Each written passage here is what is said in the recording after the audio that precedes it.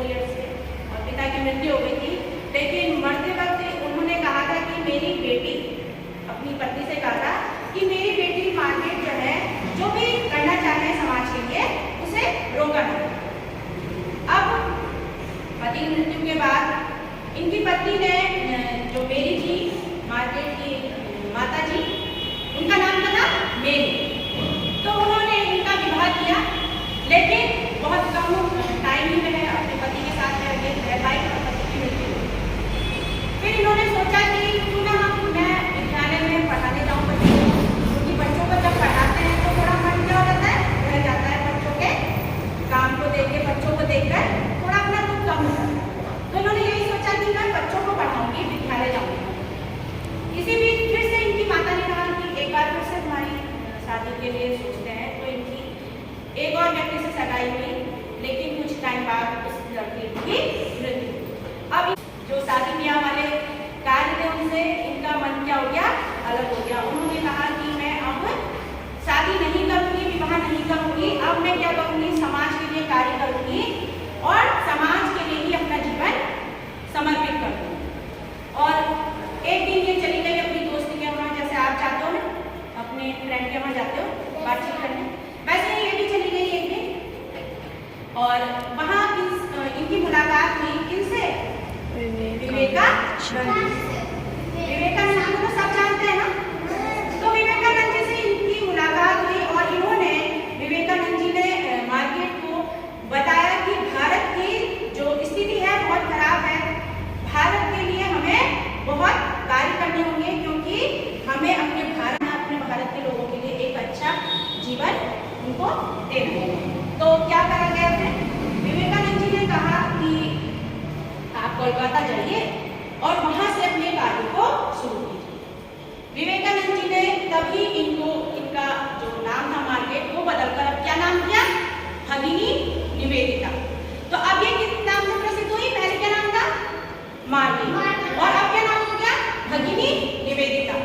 भगिनी निवेदिता जो थी, इन्होंने क्या करा, कोलकाता गई। अब इनको वहाँ की भाषा तो आती नहीं थी, क्योंकि वहाँ की भाषा जो है जब वो जानेगी, कोलकाता की बंगाली भाषा होती है, जब जानेगी तभी तो वहाँ के लोगों को लिए कुछ कर पाएगी, है ना। तो इन्होंने क्या करा, बंगाली भाषा सीखी। बंगाली भाषा सीखने के बाद ये हर जगह गई, झुग्गी झोपड़ियों में गई, घरों में गई, सड़कों को इन्होंने क्या करा, साफ सफाई, अपने आप साफ सफाई करी इन्होंने। घर के जो गरीब लोग थे उनके लिए जो भी इनके बस में होता था सब इन्होंने अपनी तरफ से सेवा की। जैसे आज के टाइम में हर बच्चा साफ सफाई के लिए समर्पित नहीं रहता है, क्योंकि ऐसे ही रोडों में कूड़ा कचरा फेंक देते हैं। अगर हमें कहीं सफाई करनी हो तो पहले सोचते हैं हम क्यों करें, मगर इन्होंने ये चीज नहीं सोची। इन्होंने कहा कि इस कार्य से मेरे भारत का नाम होगा, इसलिए मैं कोई भी कार्य को छोटा बड़ा नहीं समझती। इन्होंने अपना सारा जीवन किसके लिए समर्पित कर दिया था, समाज के लिए, भारत के लिए। और एक दिन वो क्या, इन्होंने अनाथ आश्रम खोला था, जहाँ पर गरीब लड़कियां आती थी, गरीब बच्चे आते थे और उस अनाथ आश्रम में रहते थे। अब अनाथ आश्रम को चलाने के लिए तो पैसा चाहिए, ऐसे तो नहीं चलेगा। तो इन्होंने क्या करा, जो अमीर लोग होते थे देशवासियों से ही इन्होंने पैसा लिया, क्योंकि अंग्रेज उस टाइम पे, और अंग्रेज पैसा देने के इच्छुक नहीं, अंग्रेज नहीं थे। इन्होंने कहा मैं अपने देशवासियों से ही मदद मांगूंगी, और देशवासियों से मदद मांगते मांगते ये एक ऐसे व्यक्ति के पास पहुंच गई जो बहुत अमीर व्यक्ति था। इन्होंने कहा भगिनी निवेदिता जी ने कि उस अमीर व्यक्ति से कि मुझे कुछ पैसों की जरूरत है अपने अनाथ आश्रम में बच्चों की देखभाल की। तो उस व्यक्ति ने कहा कि नहीं। इन्होंने फिर से उनसे रिक्वेस्ट की कि थोड़ा सा पैसे दे दीजिए कि हमारे जो हमारे छात्र छात्राएं हैं, हमारे बच्चे हैं, उनके लिए कुछ हम कर पाए। तो उस अमीर व्यक्ति ने क्या करा, थप्पड़ मारा। क्या करना चाहिए था, थप्पड़ मारना चाहिए था, नहीं मारना चाहिए, बल्कि उन्हें क्या करना चाहिए था, जो भी उनके पास है थोड़ा बहुत मदद करनी चाहिए थी। थप्पड़ उन्होंने खा लिया भगिनी निवेदिता जी ने, और थप्पड़ खाने के बाद उन्होंने कहा कि आपने मुझे थप्पड़ मारा, बहुत आनंद आया, कृपया अब तो मुझे मेरे बच्चों के लिए कुछ पैसे दे दीजिए।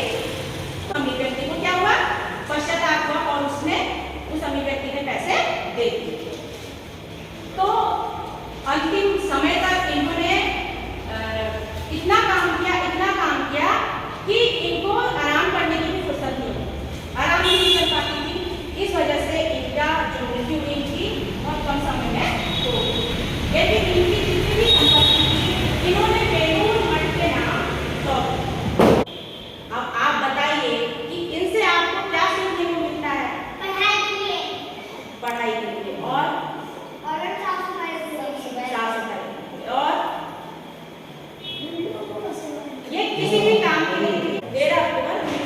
11 पे